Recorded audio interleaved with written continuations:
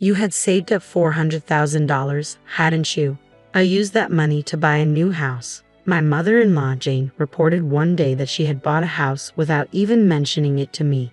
Furious, I confronted my husband about the situation, but he began to defend his mother, saying, "Let's just let Mom do what she wants. Let's give up on the $400,000. I couldn't let such an act go unpunished and vowed to seek revenge on both of them. My name is Rose. I married Tom 5 years ago, and we both worked at the same food manufacturing company. Our demanding jobs made it hard to spend much time together, but we understood each other and lived peacefully as husband and wife. However, my relationship with my mother-in-law, Jane, was strained from the start. When I first met Tom's family to announce our marriage, Jane had said, 'You're planning to quit your job and support Tom after marrying him, aren't you?' 'No,' I replied. 'I intend to continue working after our marriage. Tom and I have discussed this, and he agrees with my decision to keep working.' Isn't it normal for a bride to quit her job and support her husband at home after getting married?" Jane continued, "When I married my late husband, I quit my job and spent my life as a housewife. I found the notion that a wife should quit her job outdated but couldn't express this to Jane. I could only respond with a tight-lipped smile. 'Is Tom really okay with you continuing to work? When he comes home tired from work and you're not there, it will increase his burden.' 'That's only your opinion, Mom,' Tom said. 'I'm fine with it. Please let Rose do as she pleases.' Thanks to Tom stepping in and stopping his mother, we weren't subjected to any more snide remarks and left his parents' house without further incident. I thanked Tom for standing up for me. If you hadn't intervened, I might have faced more unpleasant comments. My dad passed away, and since then, my mom has been raising me on her own," Tom said. "She probably just worries. Don't think too much about it." I felt fortunate to be married to such a thoughtful person. As we headed back to our apartment, I reflected on how peaceful our life together had been. However, one day, after 5 years of marriage, Tom suggested living with his mother. "Hey, we often leave the house empty because of work. How about moving in with my mom?" he proposed. "Honestly, I don't like that idea," I said. "Is that so? Sorry for bringing it up suddenly. Forget I mentioned it." I was taken aback by the suggestion but relieved when Tom quickly accepted my response. We did end up living together, which was a relief. A week later, after Tom's suggestion, I returned home from a long day at work around 9:00 p.m. I was exhausted and muttering to myself as I tried to unlock the door, only to find it already open. Tom usually contacts me when he gets home, but he must have forgotten today. Entering the house, I called out, "I'm home." "Oh, you finally come back," Jane said, appearing in the living room. "Tom hasn't come back yet. He gave me a spare key." "What? Tom had given a spare key to his mother without informing me?" I was stunned and frozen in place. Jane continued, "Don't just stand there. Can you prepare dinner? I've been waiting for you to come back." Mom, haven't you eaten yet?" I asked, bewildered. "Yes," she replied, as if it was perfectly normal for her to enter my house uninvited and expect dinner. Her audacity was astonishing. I was reluctant to confront Jane directly, but I couldn't just ignore her. "Is that so? All right, I can only make something simple. Is that okay with you?" I said, noticing some ingredients were missing. It felt like the fridge was more empty than it had been when I checked yesterday. "Something easy is fine. Please hurry up. I'm hungry." "Please wait a moment. I'll prepare it right away," I responded, trying to accommodate her request. I quickly prepared a meal and served it to Jane. "Thank you. I'll eat now," she said. After taking a sip of the miso soup I made, Jane remarked, "What is this? It doesn't taste good." I was taken aback. Did she really just say my miso soup wasn't good? "It doesn't taste good. Didn't you hear me?" Jane's criticism was unmistakable. "It seems you can only make such meals because you're always busy with work," Jane continued. "You should quit your job and focus on the household." "But Tom says he likes the meals I cook," I countered. "That must be flattery. Can't you even understand that?" she snapped. It was clear she disapproved of my working after marriage. For the next hour, Jane continued to make snide remarks. "I'll be visiting often from now on, so make sure you take care of the house properly," she said before leaving in a seemingly good mood after airing her grievances. About 30 minutes later, Tom came home. "Hey, did you give a spare key to your mom?" I asked. "Oh, yeah, I did," Tom replied. "I was surprised to see her suddenly at our place today. After making her dinner, she said it was bad. Well, these things happen. Don't worry about it, Tom said casually. What kind of attitude is that? I protested. She suddenly shows up, mocks the food I made, and you're telling me to just endure it. This all started because you gave her the spare key. Tom's temper flared. If you had agreed to live with her, it would have been better. I'm tired. I'm going to sleep. I don't need dinner. Am I to blame? You were the one who agreed to this, I said, feeling heartbroken by his response. The next day and the day after, the situation didn't improve. The room is messy and it doesn't look like you've cleaned properly. The laundry is all wrinkled and unsightly. Jane complained every time she visited. Her frequent visits and constant dissatisfaction were becoming unbearable. I might have been able to tolerate her remarks, but a week after she started visiting often, it felt like my patience was wearing thin. I noticed something strange. The food supplies were dwindling again, and the detergent we had stocked up on was also missing. Our apartment and my in-laws' house are only a 10-minute walk apart, and it was clear that the daily disappearance of food and household items was abnormal. I didn't want to jump to conclusions, but it seemed Jane might be taking them without permission. One day, when she came over, I decided to confront her, hoping it was just a misunderstanding. Mom, you haven't been taking our food and household items without asking, have you? Jane admitted it without hesitation. Oh, you found out, have you? It's not a problem for me to take things from my son's house. You're not home because of work, and it would be a waste if the food went bad. I was taken aback by her nonchalant attitude. How could she be so calm and unapologetic? I thought, indeed, it was Tom's house too, but that didn't justify her actions. Speaking of which, Jane continued, I should mention that you saved up $400,000, didn't you? I used that money to buy a new house. What are you talking about? I asked, confused. There's no need to pretend you don't know. You had it saved in a bank book, right? I was surprised by how much was in it when I opened it. I could hardly believe what I was hearing. She used $400,000 of my savings to buy a house without anyone's permission, but you shouldn't have been able to withdraw the money with just the bank book. How did you get the PIN? Oh, you had the PIN written on a note inside the bank book, didn't you? Jane said with a smirk. I found it quite easily. I guess I should thank you for making it so accessible. I had let my guard down, thinking no one would look into my bank book. Indeed, I had put a note inside to remember the PIN. I was looking for a better living environment, and this worked out perfectly, Jane said, laughing as she left my house. Her actions were unforgivable. Using someone else's money without permission was beyond reprehensible. I told Tom about how his mother used my money to buy a house, but his response was infuriating. He acted as if it were none of his concern and said, let Mom do what she wants. Just forget about the $400,000. His dismissive attitude was the last straw.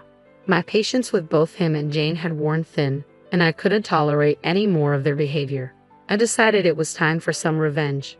The next day, I invited Jane over to our house under the pretense of discussing the situation. Before she arrived, I discreetly activated the voice recorder on my mobile phone to gather evidence. Yesterday, you mentioned using $400,000 from my bank book without permission to buy a new house. Is that true? I asked her. Yes, it's true, Jane confirmed. I've already paid the down payment and construction has started. With the bank book, it's as good as bought. But just having the bank book doesn't mean anything, I pressed. How did you plan to withdraw the money? Jane smiled sweetly and said, I have the seal, don't I? So you took the seal without permission as well? I asked. Mom, that would be considered theft. Say whatever you want, Jane retorted. I never imagined someone who barely does any housework had saved up so much. At least it's somewhat useful. Fine, you can have the bank book, I said, trying to keep my composure. Thank you for coming today. I wanted to confront Jane in anger and reclaim the bank book and seal, but I restrained myself. I had secure evidence of Jane's theft and let her leave. Enjoy it while it lasts, Jane, I thought. The following day, I called Jane again to retrieve what was stolen. Mom, I don't mind giving you the bank book, but it seems personal identification is needed to withdraw the money. I'll go to the bank to withdraw it, so could you please bring the bank book and seal? All right, Jane agreed. I'll bring them over. I hung up the phone, feeling a mix of relief and anticipation. I had no intention of withdrawing the $400,000. In this day and age, You can't access such a large amount of money without proper identification. Jane's naivety was astonishing. She seemed completely oblivious to the gravity of her actions, blinded by the lure of easy money. After retrieving the bank book and seal from Jane, I went straight to the police station. I need to report a crime, I said. Jane took my bank book and seal without permission and intends to use them to buy a new house. So, you're not the one making the purchase? The officer asked. No, it wasn't me. My bank book and seal were stolen. I'd like to file a report. The police took my statement seriously and accepted the report. That evening, when Tom came home, I informed him about the police report. I went to the police because your mother stole my bank book and seal. She might get arrested soon, I said. What? Why would my mom get arrested? Tom asked, sounding shocked. Because what she did is a serious crime. Just because you say, let mom do what she wants doesn't mean I have to tolerate her stealing from me, I replied. You didn't have to involve the police, Tom said defensively.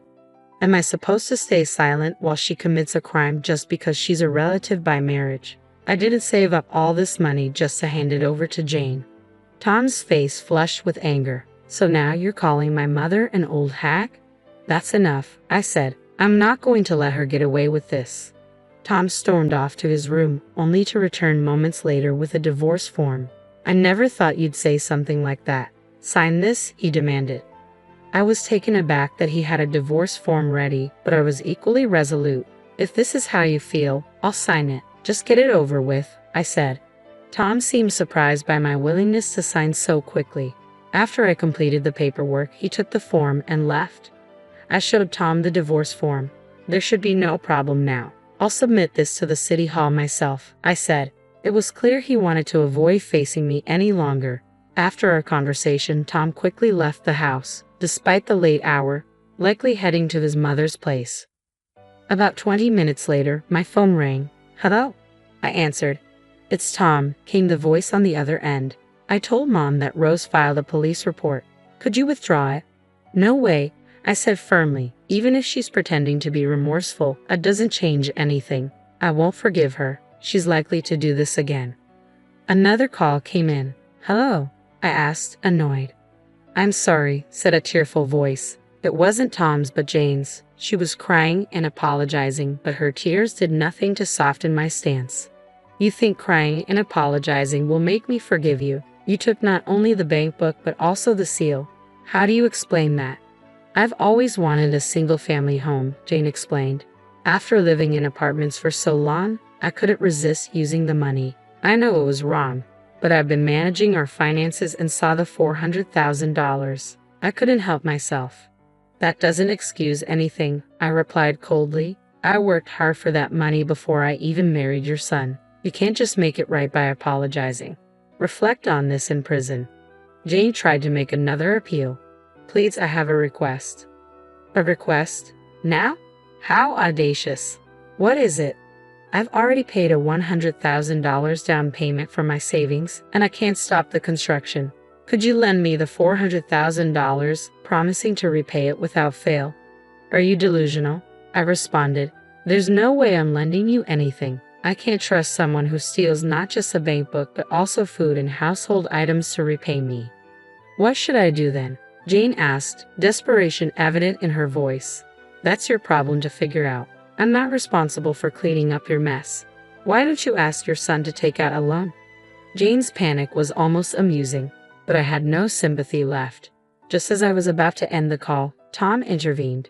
Please don't abandon Mom. You were taken care of by her too.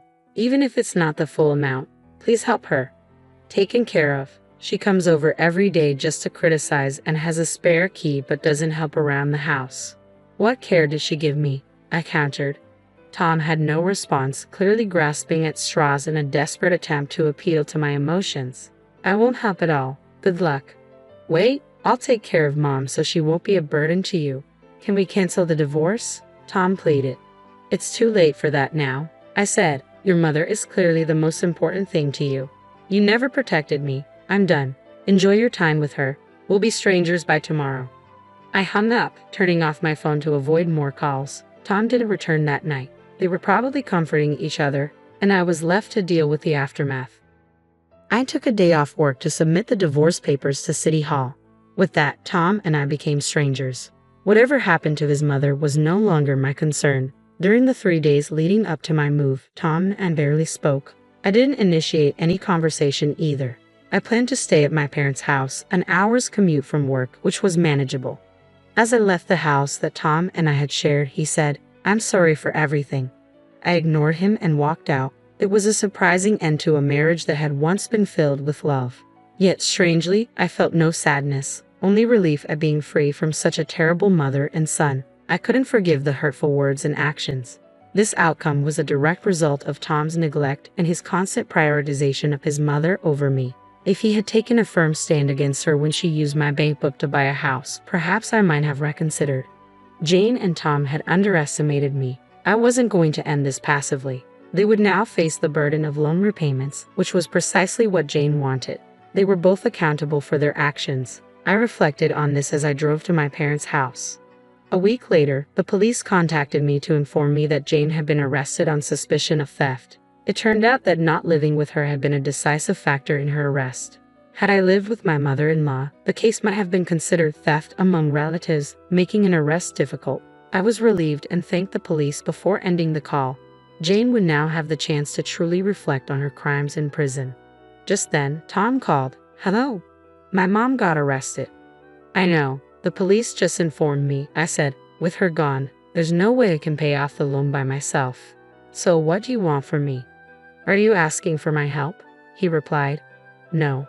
Don't call me anymore," I said and hung up. To ensure he couldn't contact me again, I blocked his number and messages. A month later, a coworker told me something surprising. "Hey, did you hear?